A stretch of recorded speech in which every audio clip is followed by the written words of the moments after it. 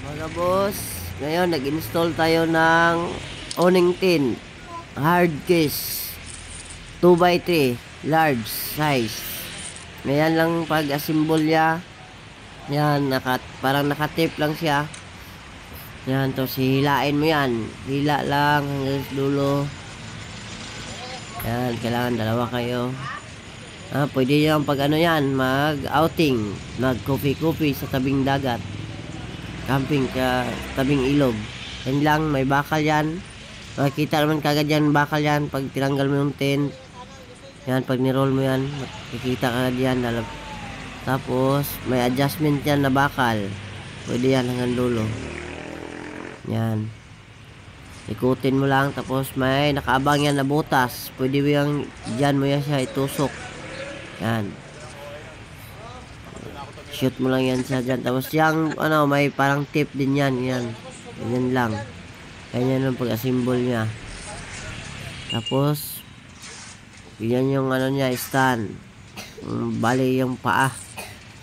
Yan, pag nilak mo yan, isang ikot lang pala maglalak. Kasi maramdaman mo naman titigas siya kagad. Yan, isang ikot lang yan pag nilak. Yan. Yung unit pala ninsulan natin, Raptor 2023.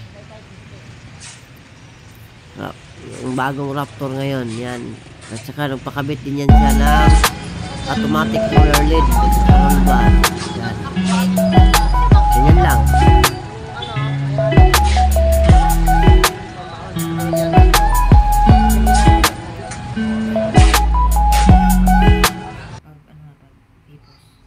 Tapos pag yan, mo na yan, tiklupin mo na yan, tanggalin naman ulit. Yan, tapos suksok mo na yan dyan.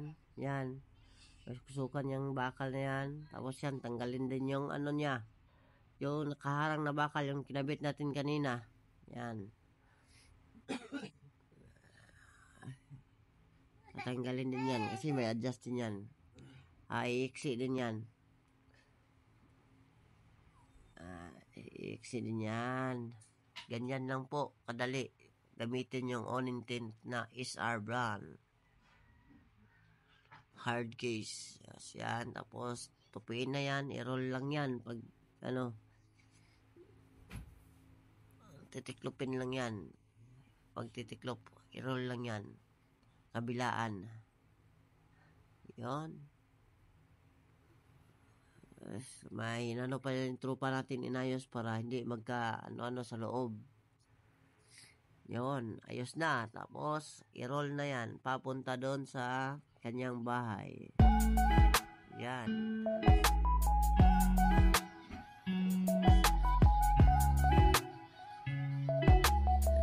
Yan, medyo nag-usap-usap pa yung mga tropa. Hindi natin alam kung anong pinag-usapan nila. Yan, tikop lang yan. Tapos parang tip din yan sa dulo.